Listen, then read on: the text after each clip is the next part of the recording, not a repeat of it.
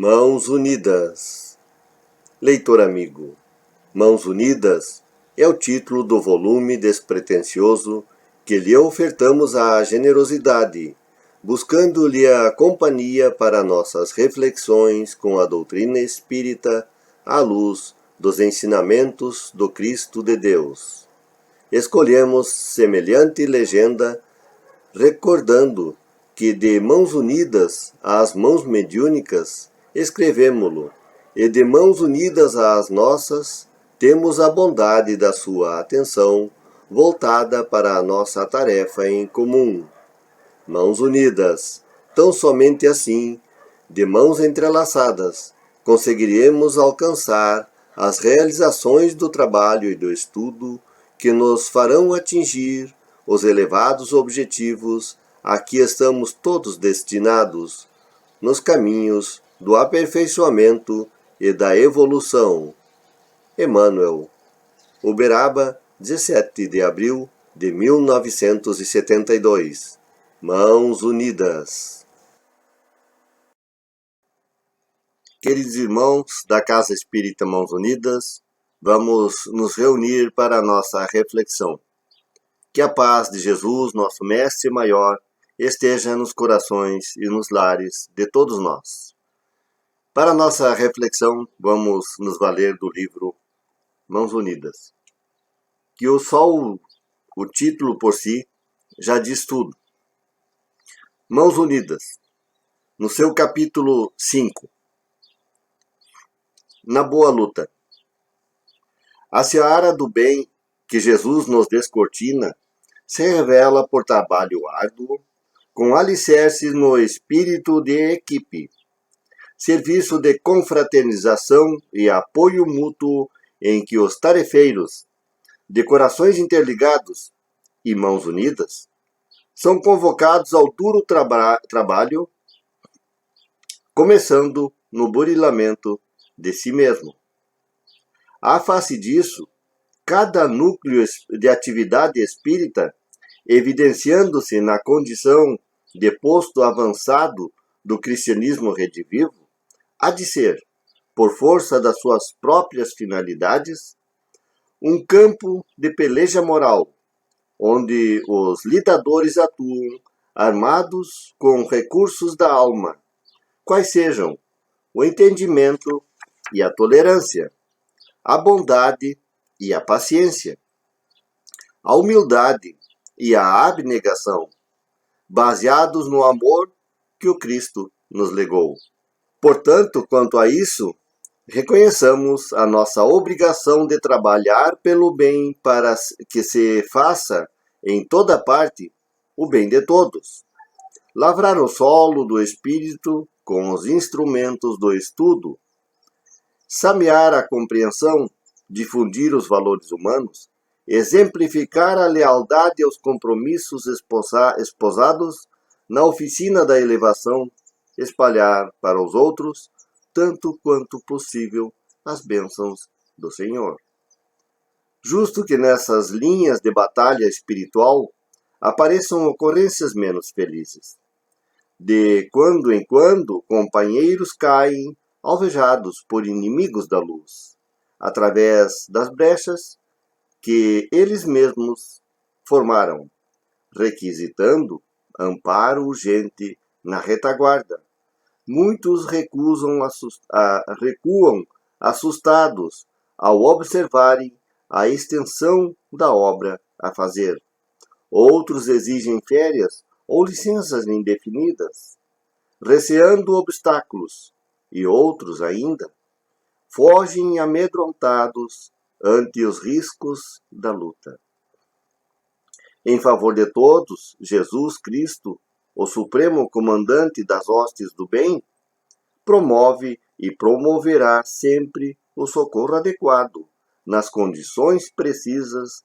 Entretanto, a fim de compreendermos nossas próprias dificuldades, recordemos que no grupo constituído por Ele mesmo, Jesus, nos primeiros dias do Evangelho, conquanto a equipe se erigisse tão somente de 12 companheiros, não faltaram problemas e desarmonias, negações e deserções.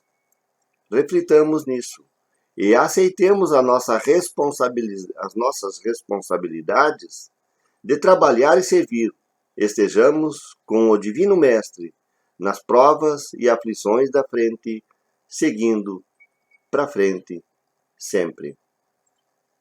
Nesse texto, nessa reflexão que Emmanuel nos traz, está um tema de extrema importância e muito oportuno, quando nos faz refletir sobre a tarefa que estamos para desempenhar nesta vida. Não estamos em uma passagem pela terra de férias.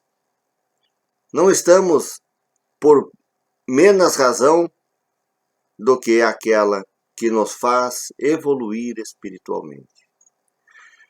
Nós somos chamados constantemente à boa luta, ao bom trabalho. O próprio título desse texto já nos faz lembrar a chamada de Paulo na carta a Timóteo, na segunda carta a Timóteo, quando diz que combateu o bom combate. Este é o convite que Emmanuel nos faz, para que nos esforcemos na boa luta, na boa batalha, porque a seara do Cristo, que o Cristo nos legou, se revela por trabalho árduo, nos alicerces do próprio Espírito. Nos alicercemos nos valores espirituais para que possamos trilhar o caminho correto da boa luta. A boa luta se faz necessária travar a todos os instantes, para que nós possamos fazer o burilamento da nossa alma. Serviço de confraternização e apoio mútuo, na direção de todos, sem esquecermos de nós mesmos.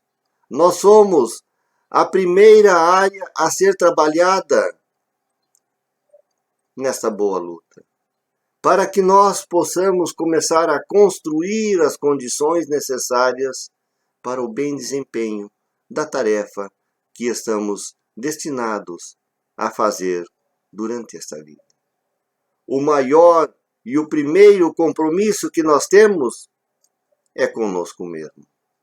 Para que a boa luta se desenvolva e alcance a efetividade que se faz necessária, nós precisamos começar a corrigir o que nós trazemos em nós, em nossa própria alma.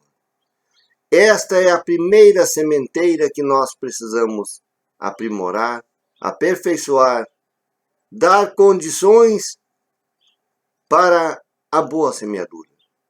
Para que estejamos em condições da boa luta, precisamos ser fortes, corrigidos, iluminados. Esta mensagem nos traz um conceito de confraternização, de fraternidade, de solidariedade na ação do bem. Quando nos diz que o serviço de confraternização, interligando os corações dos tarefeiros e fazendo-os de mãos unidas, nos mostra que precisamos nos unirmos uns aos outros fraternalmente e agir de mãos unidas, as mãos ágeis, trabalhadoras, eficientes, fazendo realmente a sua tarefa. Unir as nossas mãos não é num cumprimento fraternal simples, mas unir no trabalho, na tarefa do bem. Levar aquilo que é necessário ao alcance do coração do outro, sem esquecer que a primeira seara a ser burilada é a nossa própria. Porque se o nosso próprio coração, se a nossa própria alma não está iluminada, corrigida, como poderá fazê-lo pelo outro, que não depende necessariamente de ti, mas de si próprio? Para que você possa ser o bom exemplo a ser seguido, tem que estar plenamente iluminado em todas as circunstâncias, de todas as formas que se é possível em nossa alma. Porque somos convocados ao árduo trabalho, começando no burilamento de nós mesmos, nos ensina o nosso irmão. Isso nos joga lá no Evangelho segundo o Espiritismo, cuidar do corpo e da alma. A necessidade de fazermos essa equiparação, de qualificação, de aprimoramento, tanto do corpo quanto da alma. Quando nós somos chamados ao burilamento da alma, não quer dizer que devemos desprestigiar, desvalorizar as coisas do corpo, as coisas do mundo. Apenas somos chamados a não supervalorizar o que nós não vamos levar conosco para o nosso futuro. Não podemos superdimensionar a nossa condição atual de encarnados, esquecendo-se daquilo que realmente fica conosco, que são os valores da alma. Mas, para que a alma esteja em condições do seu próprio burilamento, da sua própria evolução, precisamos estar nas melhores condições de saúde física e mental. Precisamos, portanto, cuidar também do corpo, para que a alma possa se expandir com liberdade, com capacidade de alcançar a evolução que se faz necessária e que nos é exigida nesta encarnação. À face disso, cada núcleo de atividade espírita, evidenciando-se como posto avançado do cristianismo redivivo, há de ser, por força da própria tarefa a ser desenvolvida, da sua própria finalidade, um campo de peleja moral. A luta é, antes de mais nada, interna, do próprio indivíduo, do próprio ser em si. Aqui, no nosso coração, na nossa alma, é que está a base de toda a luta que nós devemos desempenhar nesta vida. Portanto, a boa luta é moral, é autocorretiva, é autoburilamento. É fazer com que você esteja nas melhores condições físicas, morais, espirituais, sociais, para bem desenvolver a tarefa primeira que nós temos a desenvolver nesse mundo, nesta vida, que é o nosso burilamento, a nossa evolução espiritual. Nós não estamos aqui para ensinar os outros a vencerem. Nós estamos para nos vencer. Vencer as nossas deficiências, vencer o ego, vencer os maus sentimentos, as revoltas, as infelicidades. Nós estamos aqui para crescermos e iluminarmos o nosso próprio caminho, para que, no futuro, venhamos a servir de exemplo e de luz àqueles outros que vêm logo após a nossa caminhada. Não podemos nunca nos esquecer que tudo é uma boa luta quando ela é inteiramente moral dentro da própria alma do indivíduo. No campo de peleja moral, onde os lidadores atuam armados dos recursos da alma. Os recursos morais são os recursos da alma. Quais sejam? Entendimento e tolerância. Como nós precisamos de tolerância. Não para com os outros, mas também para conosco mesmo. Entender o que estamos fazendo. Entender as circunstâncias que as almas nos apresentam. Não estão no nosso caminho por acaso e os seus problemas não são só deles, são nossos também. Por isso precisam de tolerância e compreensão. Precisamos compreender-lhes, entender a sua circunstância evolutiva, as suas falhas, as suas necessidades. E ter esse espírito de tolerância e de compreensão, porque com certeza muita gente há de ter em algum momento esse espírito de tolerância para conosco. Nós também precisamos da tolerância dos outros, principalmente daquelas almas mais evoluídas que fazem parte da nossa vida e que às vezes nós nem estamos observando a sua presença. E que precisam compreender, ter tolerância com as nossas falhas. Mais armas para a luta interna: a bondade e a paciência. Tudo tem o seu tempo. Temos que saber esperar, e esperar com espírito de benevolência, de paz. A bondade não pode estar longe de todos os nossos atos em nenhum instante. E haveremos de ter muita paciência para esperar que as coisas se realizem no seu tempo, da sua forma. Humildade e abnegação. Sem o espírito de humildade, nós não vamos chegar ao que nós precisamos chegar. Não somos o que nós queremos ser, de maneira nenhuma. A humildade tem que estar na base de todas as nossas virtudes. No início, no princípio da criação, de todos os atos que nós vamos desenvolver, a humildade, esse espírito de aceitação, de autoaceitação e de correção de nós mesmos. E a abnegação. A abnegação, esse espírito de continuar trabalhando, mesmo que não seja como nós quereríamos, que não seja aquela luz toda que nós gostaríamos de expandir.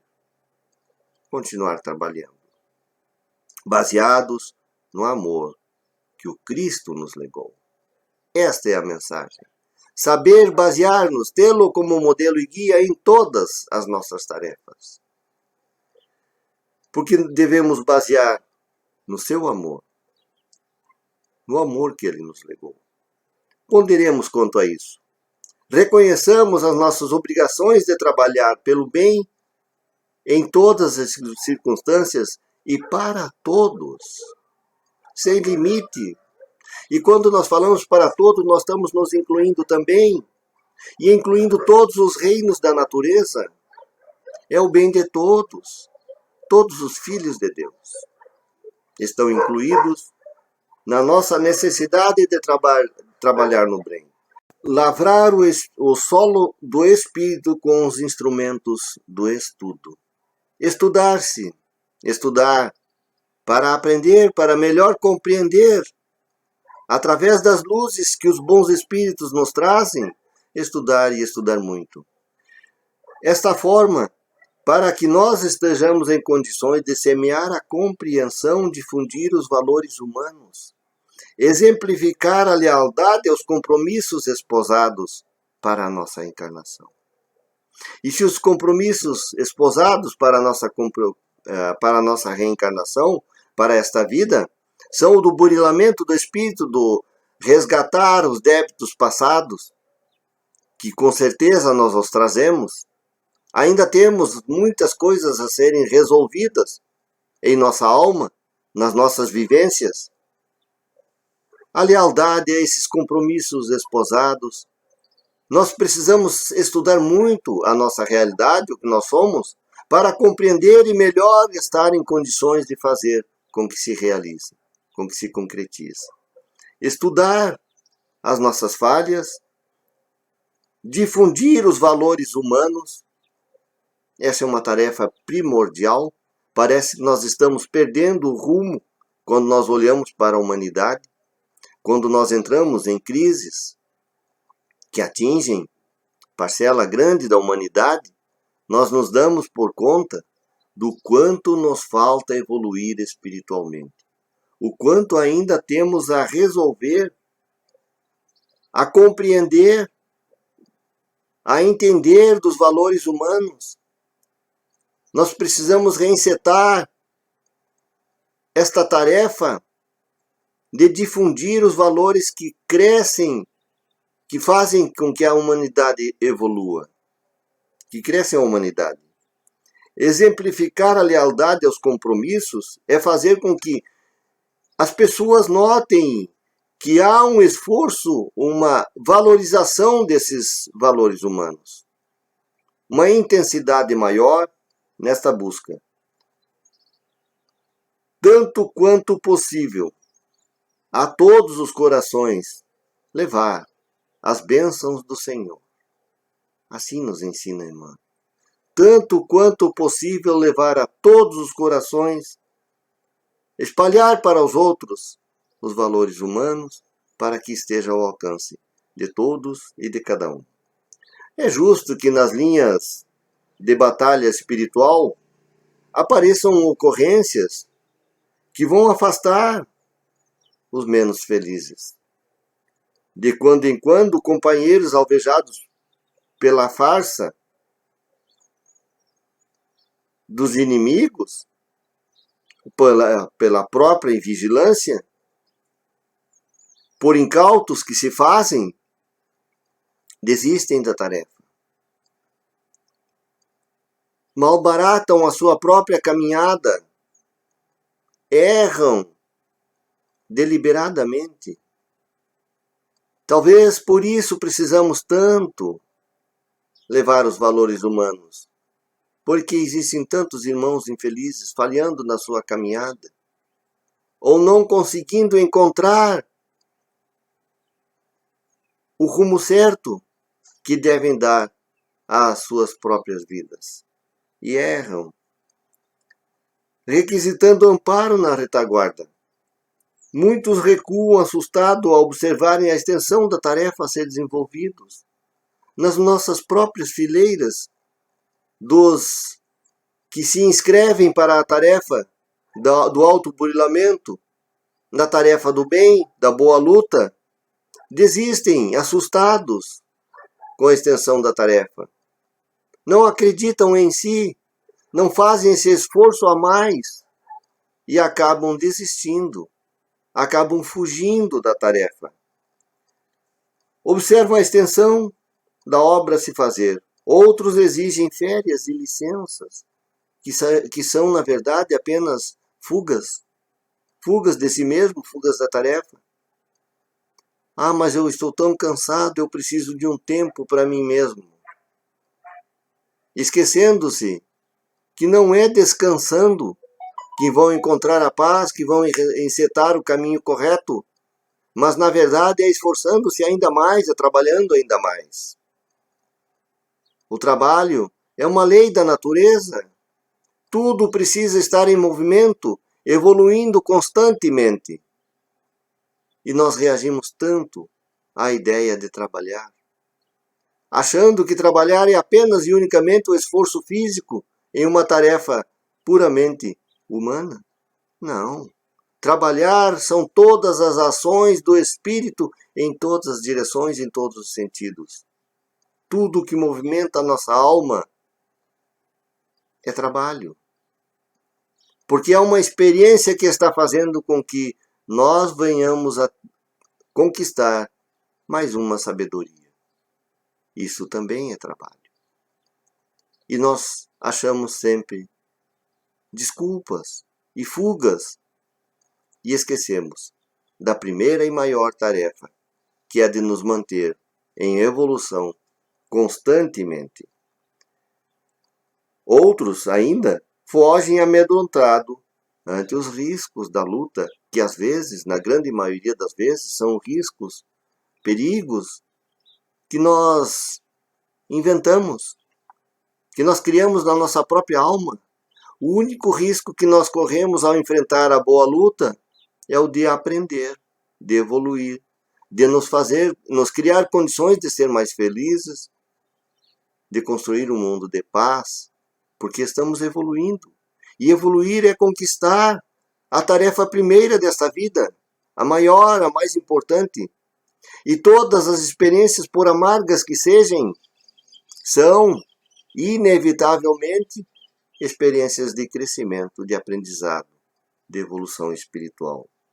Em favor de todos, Jesus Cristo, o supremo comandante das hostes do bem, porque toda a tarefa de evolução e de ação no bem tem que estar iluminada pelo amor que o Cristo nos legou. Portanto, ele é inevitavelmente o nosso maior exemplo e guia a ser seguido, o grande comandante das hostes do bem. Promove e promoverá o socorro adequado. Por mais que erremos, por mais que falhemos, por maiores que sejam as nossas dívidas, ou por menor que seja o alcance da nossa tarefa, ele sempre alcançar-nos-á o socorro adequado para que possamos resolver os nossos dramas, as nossas dificuldades, a nossa luta. Na condição que ela exige, que aquilo precisa ser feito. Entretanto, a fim de compreendermos as nossas próprias dificuldades, não esqueçamos que no próprio círculo criado por ele, dos 12 apóstolos, também houveram desistências, também houveram negações, desarmonias, problemas. Todo agrupamento sempre terá suas dificuldades, mas as dificuldades têm que serem estímulos para nos corrigir.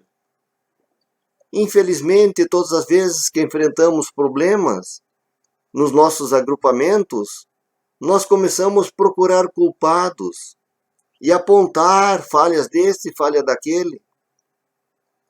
Enquanto que, na verdade, todos os problemas que se nos apresentam são indicativos de uma autoanálise, de uma busca interna em nós mesmos. O que é que nós estamos fazendo que está abrindo brecha suficiente para que isso aconteça? Por que que nós estamos permitindo que as pessoas se desequilibrem, que as pessoas hajam em desarmonia com os objetivos da nossa tarefa em comum? Por que que eu não fiz nada para evitar que ela se desequilibrasse? O que eu posso fazer agora, nessa circunstância, para que as coisas se corrijam?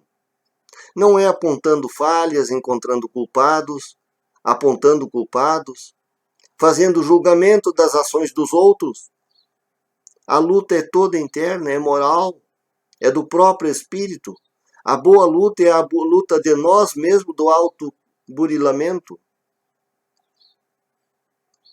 Em todos os agrupamentos haverá desarmonia, porque são almas livres. Livres para agir, livres para tomar as suas decisões. E assim, sempre haverá discordância em uma atitude e uma atividade qualquer. E nós não vamos começar a apontar culpas, porque isso só cria desarmonia, desencaminha a tarefa que estamos encetando, cria desentendimento, e nós não vamos alcançar a eficiência da nossa luta no bem, da nossa boa luta. Reflitamos nisso e aceitamos as responsabilidades de trabalhar e servir.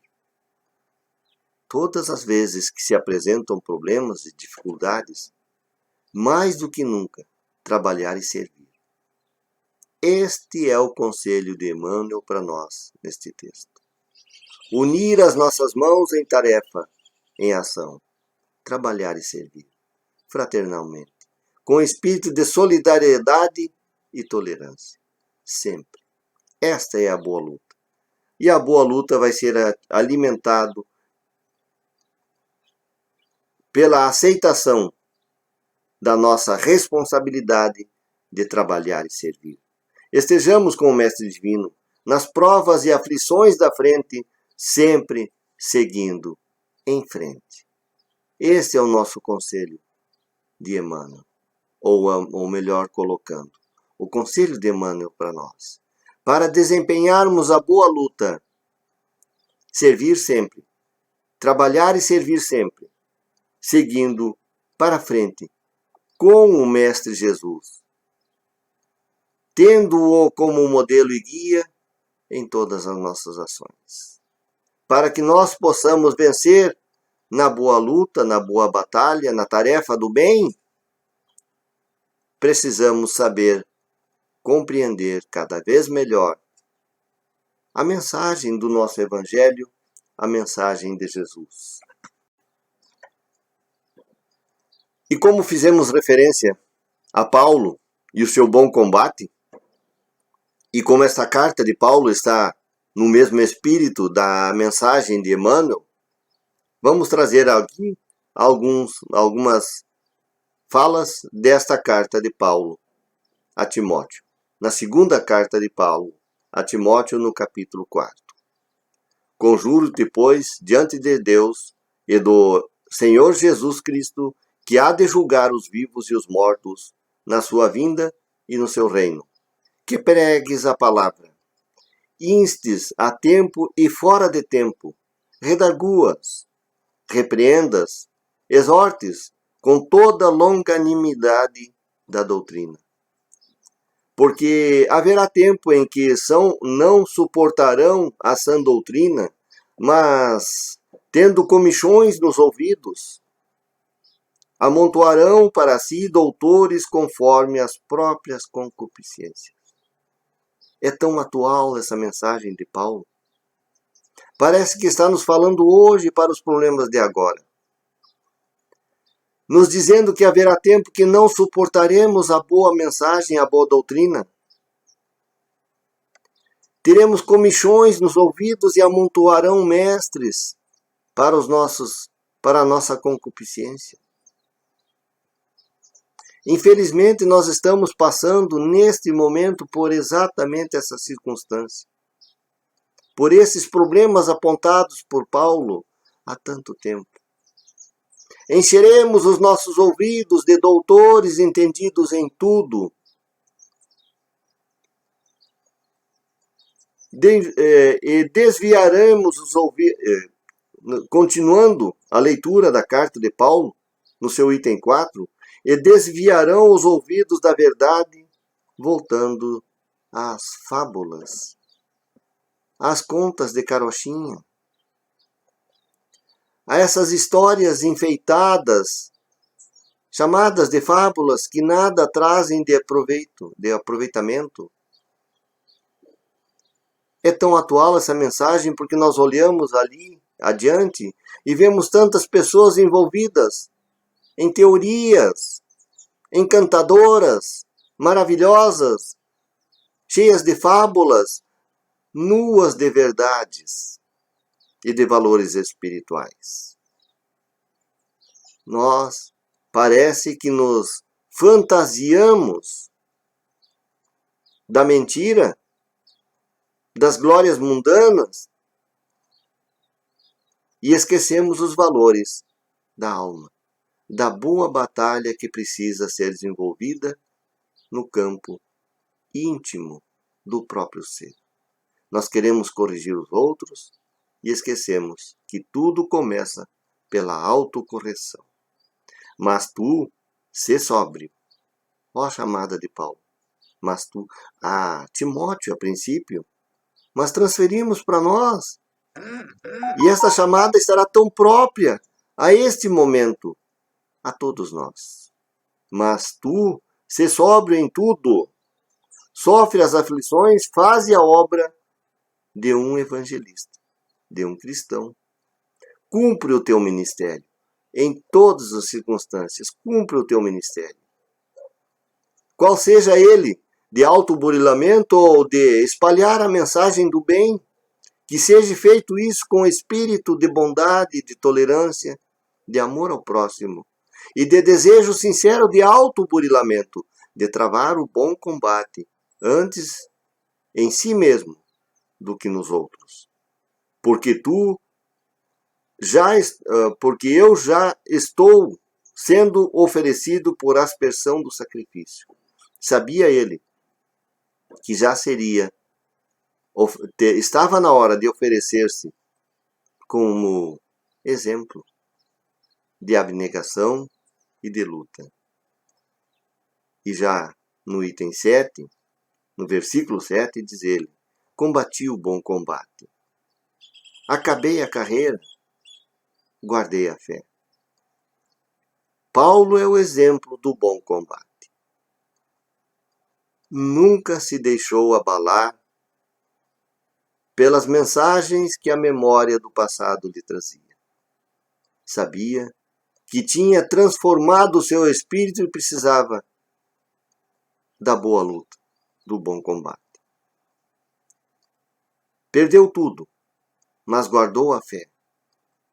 Perdeu tudo do mundo, mas ganhou os verdadeiros valores que a boa luta precisa nos dar. Desde agora, a coroa da justiça já me está guardada, a qual o Senhor, justo juiz, me dará naquele dia, e não somente a mim, mas também a todos os que amarem a sua vida. Mas todos que amarem a sua vida. Amar a nossa vida é fazer com que ela seja realmente uma boa luta, uma luta do bem, um bom combate. Que nós possamos saber ter a sabedoria de desenvolver o bom combate.